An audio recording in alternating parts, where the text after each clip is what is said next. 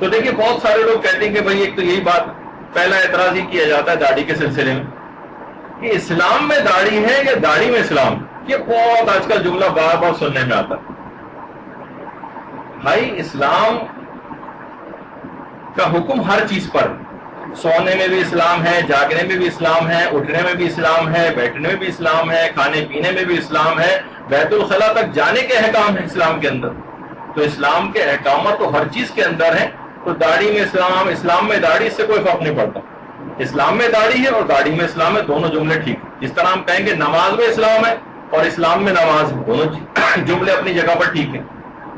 تو یہ اس کو کہہ کے اس قسم کی باتیں کر کے اس میں جواز فراہم کیا جاتا ہے. اچھا، بہت سے لوگ یہ اعتراض کرتے ہیں کہ جناب بہت دیکھے ہم نے داڑھی والے، داڑھی کے آڑ میں تو شکار کھیلا جاتا.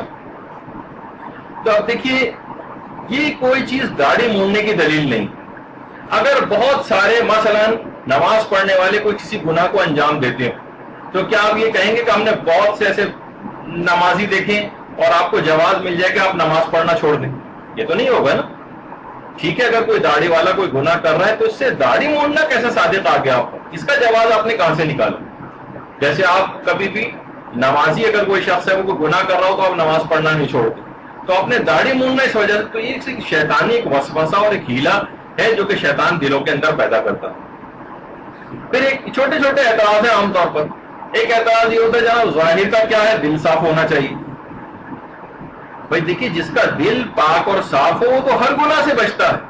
یہ کون سا ایسا پاکیزہ دل ہے جو معصومین کی صورت اور سیرت کے مطابق عمل کرنا نہیں چاہتا؟ یہ کون سا پاکیزہ دل ہے کہ جو کہ شرمندگی محسوس کرتا ہے کہ ہماری شکل رسول و ائمہ سے شباہت اختیار کرے؟ یہ کون سا پاکیزہ دل ہے جو یہود و نصارہ کے ساتھ شباہت کے لیے مچل رہا؟ یہ بھی شیطانی وسوسہ اور ایک شیطانی ہیلا ہے کہ جس کے اندر شیطان آپ کو مبتلا کرتا ہے. ظاہر کا کیا ہے، دل صاف ہونا چاہیے.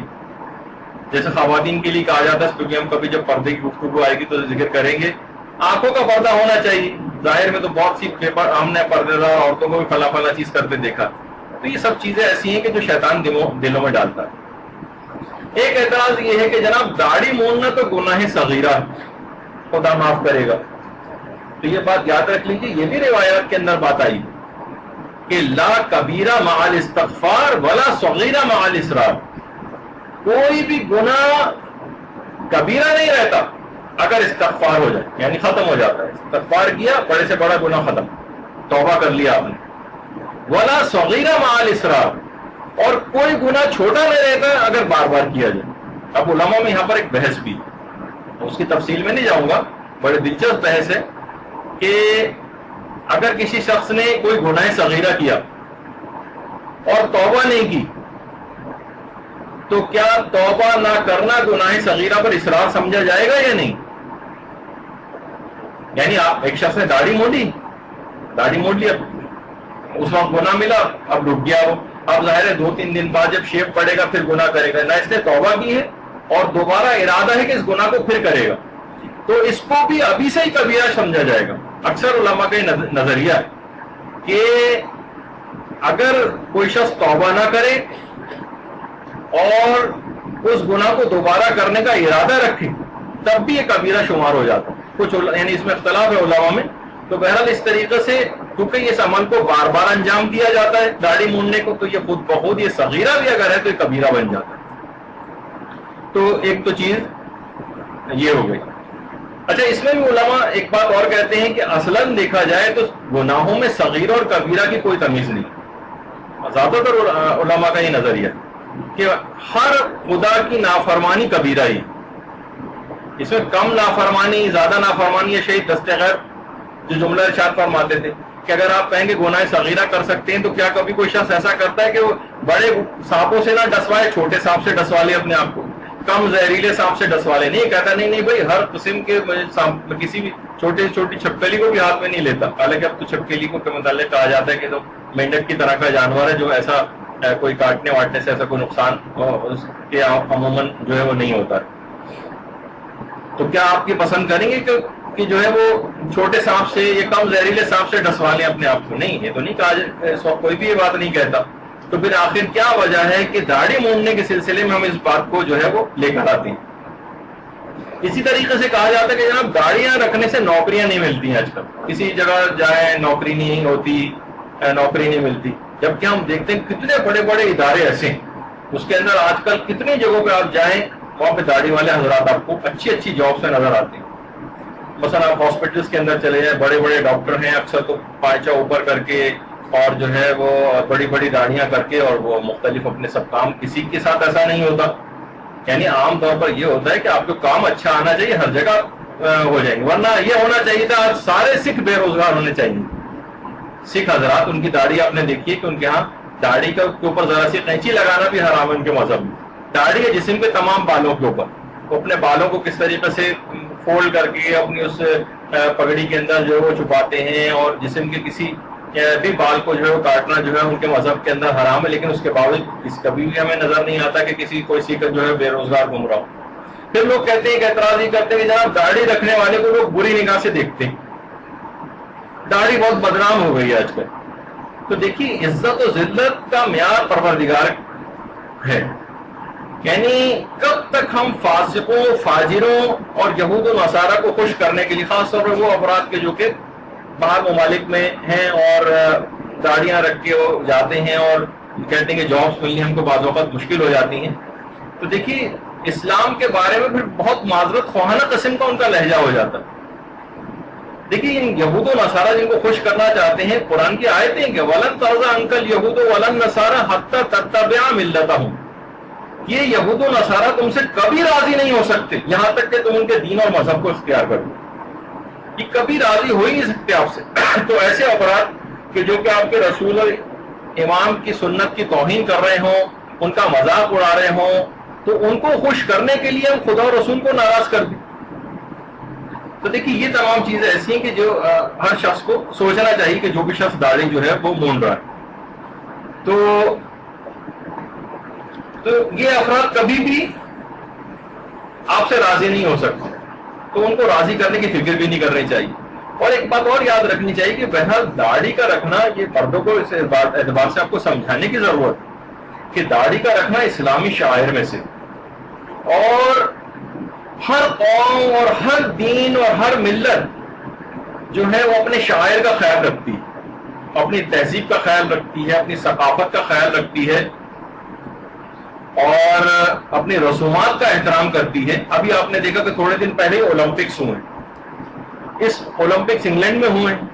ان اولمپکس میں انگلینڈ نے, اگر آپ نے افتتاحی تقریب اس کی دیکھی ہو, مکمل طور پر اپنی تہذیب اور ثقافت کا اس کے اندر اظہار کیا اور کہا کہ ہماری بہت پرانی تمدن ہے, ہماری بہت پرانی تہذیب ہے, اور اس کے اندر بہت انہوں نے پوری تہذیب اور ثقافت اپنے پرانے جو اولڈ ان کا انگلینڈ ہے وہ ساری اپنی تہذیب اور ثقافت کا پرچار کیا ہے اولمپکس کے اندر, اور اس کو فخریہ طور پر متعارف کرایا ہے لوگوں کے اندر, اپنی تہذیب کو اجاگر کیا.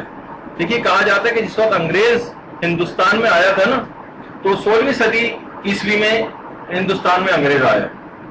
300 سال گزرنے کے باوجود بھی اس نے اپنا یونیفارم جو تھا ایک لحاظ سے انگریزوں کا, گرم ملک میں آنے کے باوجود, گرم ملک میں, انڈیا گرم ملک تھا اور ابھی بھی ہے, اس کے باوجود انہوں نے اپنے لباس کو ترک نہیں کیا. وہی کوٹ پہنا انہی گرمیوں میں, وہی ٹائی, وہی پینٹ, وہی ہیٹ, کبھی بھی نہیں چھوڑا اس کو.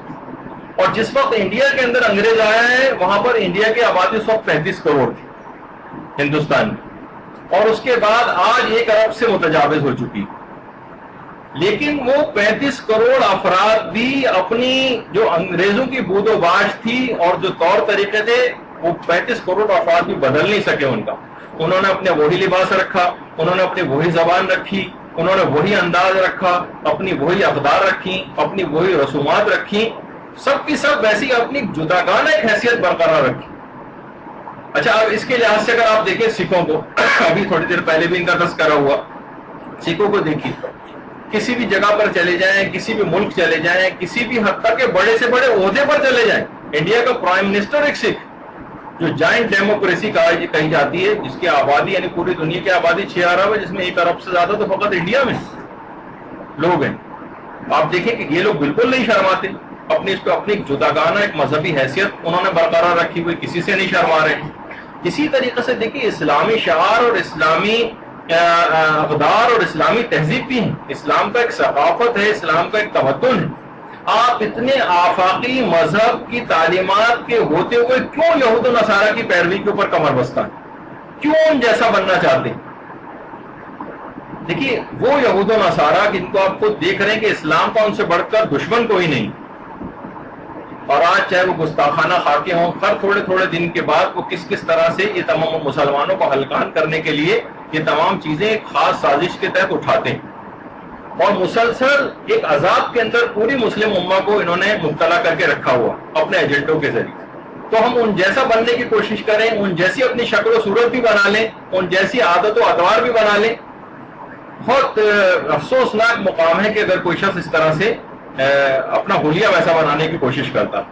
اب دیکھیے کتنے اس کے اوپر اعتراضات کیے جاتے ہیں.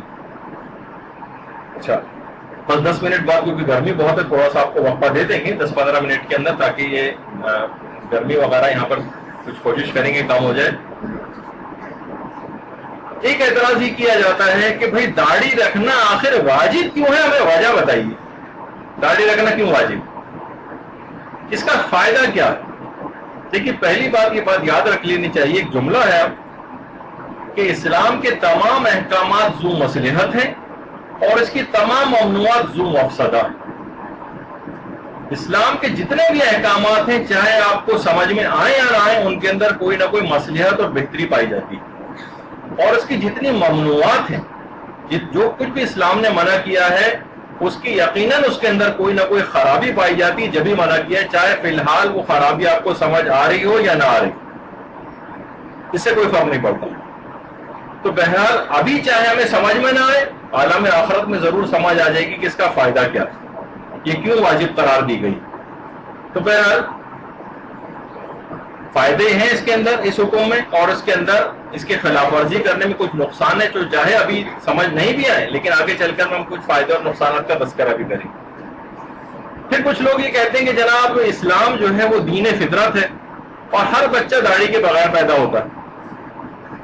ایک صاحب نے ایک دفعہ ایک عالم سے محفل میں سوال کر لیا کہ جناب اسلام دین فطرت ہے, ہر بچہ جب بغیر داڑھی کے پیدا ہو رہا ہے, اس کا مطلب ہے اسلام کو داڑھی مطلوب نہیں.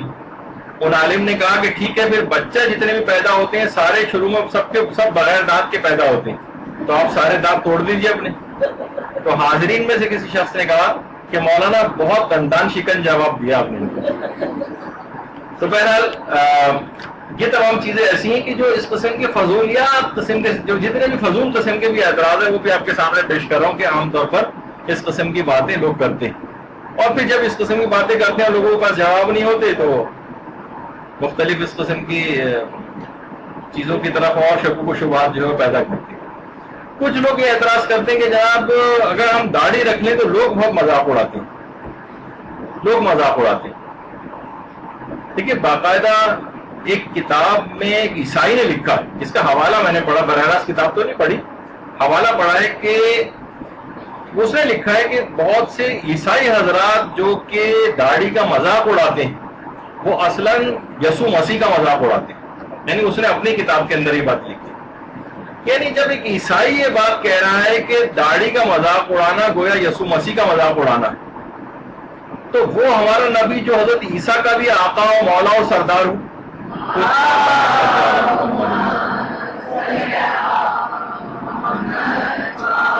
آپ خود سوچیے کہ اس کا مذاق اڑانا, اس کی سنتوں کا مذاق اڑانا کتنا بڑا گناہ ہوگا. بعض اوقات لوگوں نے آقا کوئی سے پوچھا بھی تھا کہ لوگ بہت مذاق اڑاتے ہیں داڑھی رکھنے, تو آقا کوئی نے جملہ یہی استعمال کیا تھا کہ لوگوں کے مذاق اڑانے سے حکم خدا نہیں بدلتا, اور اس بات کو قابل اعتنا نہیں سمجھا. تو بہرحال ابھی آگے چل کر سب سے آخر میں جب میں مولانا صادق حسن صاحب کا داڑھی کے سلسلے میں کلپ آپ لوگوں کو دکھاؤں گا, تو اس کے اندر ایک تفصیل سے انہوں نے آغا خوئی کے حوالے سے جو ایک واقعہ بھی بیان کیا ہے, اس کے اندر اس کی مزید تفصیل آ جائے گی. تو لوگوں کے مذاق اڑانے سے کچھ نہیں ہوتا. تو اب تو دیکھیے اب آج کل کون مذاق اڑاتا ہے, آج کل تو داڑھی رکھنا ویسے بھی فیشن میں شمار ہو گیا, اب تو کوئی مذاق نہیں اڑا رہا ہے.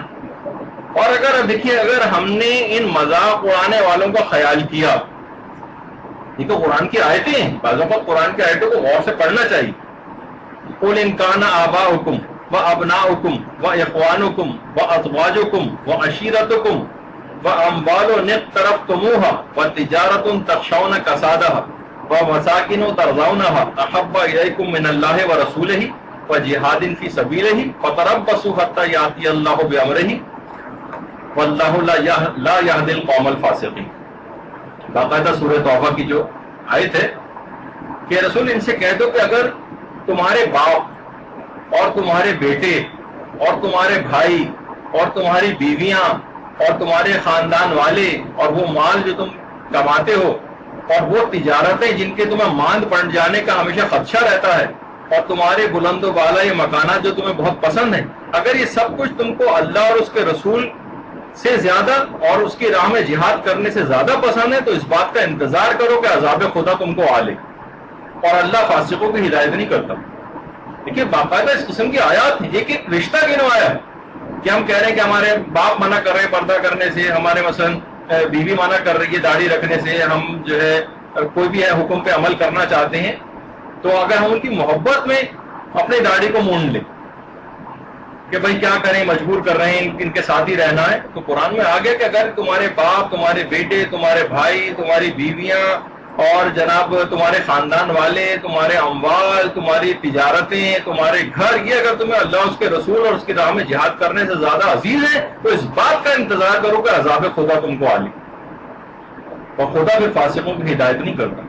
تو اتنی چھوٹی چھوٹی بات ہے کہ ان افراد سے جو گھروں کے اندر رہ رہے ہیں ان سے آدمی مجبور ہو کر اتنے بڑے بڑے اور عظیم گناہوں کا ارتکاب کر ڈالے اور اس کو بالکل پرواہ نہ کرے، بہت ہی خطرناک ایک رویہ.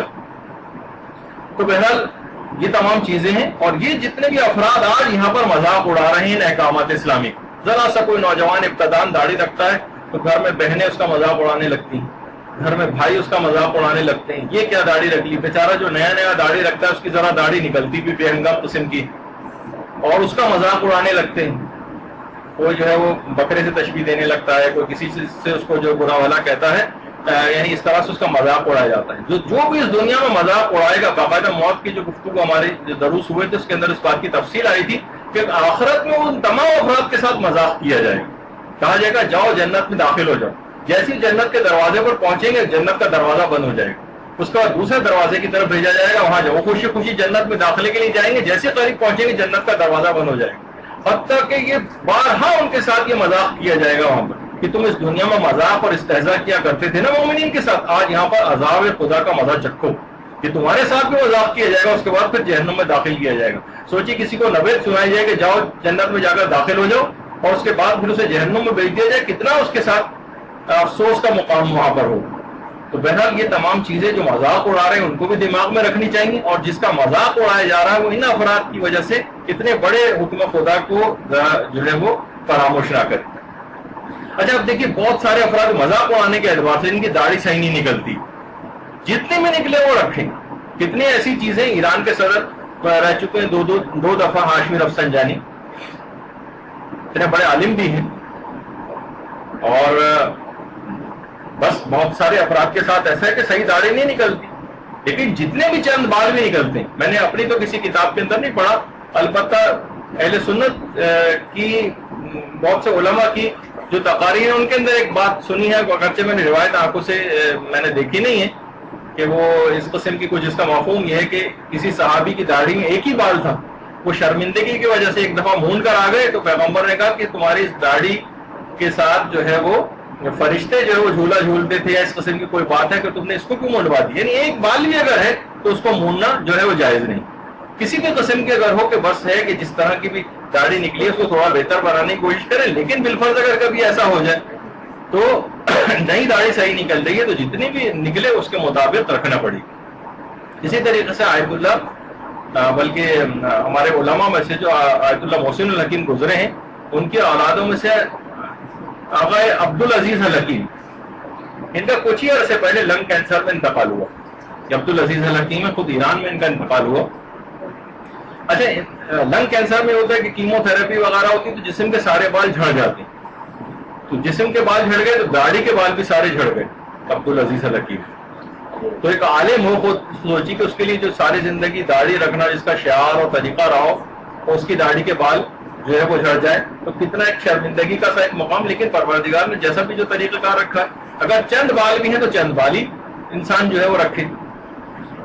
تو بہرحال دیکھیے یہ عبدالعزیز الحکیم جس وقت داڑھی تھی, اور اس کے بعد آپ نے دیکھا کہ پھر کچھ ہی عرصے پہلے بھی چند سال پہلے ان کا انتقال ہو گیا. اور دیکھیے بہت سارے افراد ایسے ہیں جو لوگ کہتے ہیں کہ جناب رزق میں کوئی کمی ہو جاتی, بہت سے نائی حضرات ہیں, انہوں نے باقاعدہ لکھ کر لگایا ہوا ہے کہ یہاں پر داڑھی نہیں مونڈی جاتی, اور وہ داڑھی نہیں مونڈتے. اور یقین کیجئے میں خود ایک ایسی جگہ سے واقف ہوں جس نے لکھ کر لگایا ہوا باقاعدہ کہ یہاں داڑھی مونڈی نہیں جا سکتی, یہاں ہم داڑھی نہیں مونڈتے.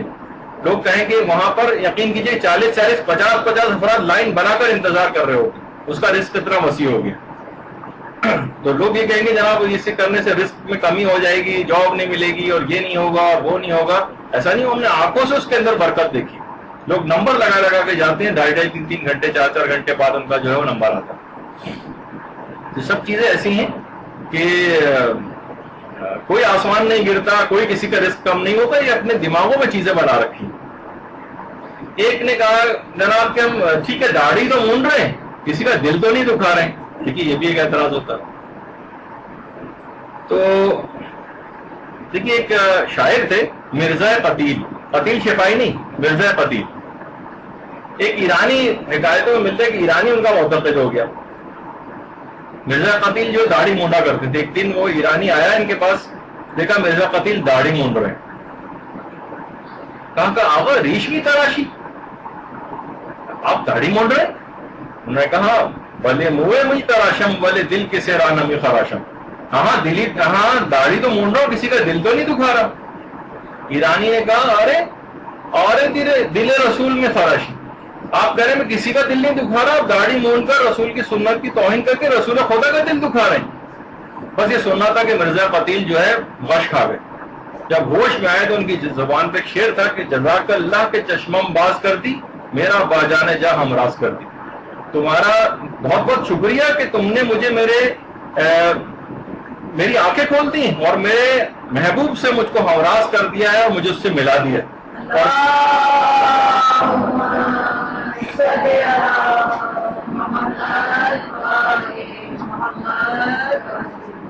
تو کسی کا دل نہیں دکھا رہے, ارے تم رسول کا دل دکھا رہے ہو, تم ائمہ کا دل دکھا رہے ہو. باقاعدہ یہ بھی میں نے کتاب کے اندر تو نہیں پڑھا, البتہ ہمارے استاد مولانا صادق حسن صاحب قبلہ نے اپنی تقریر کے اندر جو ہے وہ بیان کی, یقیناً ان کے پاس کو اس کا ریفرنس ہوگا, کہ باقاعدہ ایک زائر کا جو کہ امام حسین علیہ السلام کے روضے کی زیارت کے لیے گیا,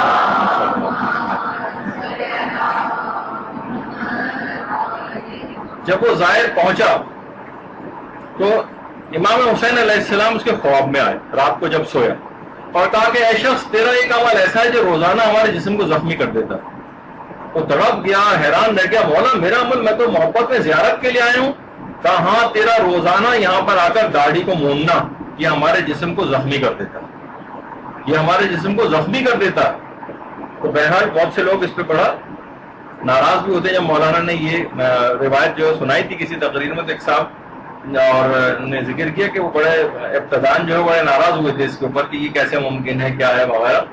تو بہرحال اچھا بہت سے لوگ ایک اعتراض اور کرتے ہیں کہ اگر یہ داڑھی مونڈنا اتنا ہی ضروری ہے تو بعض مشہور خطبہ اور ذاکرین بھی تو داڑھی نہیں رکھتے. اب اس پہ ویسے آگے چل کر تفصیل سے ہماری بات آئے گی. ایک بات یہ یاد رکھ لیجئے کہ لوگوں کو دیکھ کر کبھی بھی اسلام کو نہیں پہچاننا چاہیے. قول معصوم, فعل معصوم اور تقریر معصوم فقط یہ حجت, حد تک کہ کسی مجتہد کا قول فعل اور تقریر پہ حجت نہیں ہوتی. ایک بات یہ دماغ میں رکھیں, مرجع عالم بھی اگر کوئی شخص ہے اور وہ کوئی کام کر رہا ہے تو وہ حجت نہیں کہ ہم نے اپنی آنکھوں سے مثلا خود دیکھا ہے. مثلا کسی جگہ آپ گئے, وہاں 30 رمضان چل رہی ہے اور آپ نے دیکھا عراق گئے کہ عبد اللہ سیستانی مثلا, مثال دے رہا ہوں اس کو, وہ مسئلہ نہ سمجھیے گا, دیکھا کہ وہ ناشتہ کر رہے ہیں بیٹھے ہوئے. اب آپ یہ نہیں کہہ سکتے بھائی یقیناً پھر تو آج عید کا دن ہوگا, ان کے پاس اطلاع آ گئی ہوگی. نہیں, آپ کو کیا پتا, ان کا فعل جو حجت نہیں. ہو سکتا ہے کہ کوئی اور وجہ ہو سکتا ہے بیمار ہو, بیماری کی وجہ سے روزہ نہ رکھا ہو, کسی اور وجہ سے روزہ ان کے اوپر ثابت ہو, یعنی ان کو عمل کو دیکھتے ہوئے کبھی اپنے لیے حکم نہیں لگا سکتے. تو اگر کوئی بہت سے ذاکرین خطبہ اگر وہ داڑھی نہیں رکھ رہے ہیں تو ٹھیک ہے, وہ ان کا فعل اپنے مطابق جو ہے وہ ہوگا، دیکھا جائے گا ان کی اچھا بہت سارے اس قسم کے بھی مسائل ہوتے ہیں کہ بعض اوقات لوگ کہتے ہیں کہ بہت بڑی داڑھی ان کی ہونی چاہیے، بہت سے خطبہ اور ذاکرین کی ذرا ہلکی داڑھی ہوتی ہے. ابھی تفصیلات جب میں مسائل کے آگے چل کر کچھ ذکر کروں گا وقفے کے بعد، اس کے اندر آپ کو دیکھیں گے کہ اس کے اندر وہ تفصیل بھی آئے گی کہ شرعی پیمانوں پر پوری اتر رہی ہوتی ہے، لیکن آپ سوچتے ہیں کہ 40 قدم سے کیونکہ نظر آنی چاہیے، جو کہ اسلام کا حکم نہیں ہے. تو اس لحاظ سے اس کے اندر جو ہے ان کو ایک سہولت ہے جس کا وہ فائدہ مثلا اٹھا رہے ہیں، ان کے لیے جائز ہوتی ہے رکھنا، لیکن آپ سوچ رہے ہیں کہ نہیں ہے. اچھا دیکھیے بالفرض اگر وہ کر بھی رہے اور مثال کے طور پر صریحاً بھی وہ داڑھی مونڈ رہے ہیں، گناہ کرتے ہوئے بھی مونڈ رہے ہیں، تو دیکھیے جو بھی وہ مجالس اعضاء پڑھے ان کا ان کو ثواب ملے گا، اور جو گناہ کے کام کرنے اس کا گناہ کا ان کو بھگتنا پڑے گا عذاب.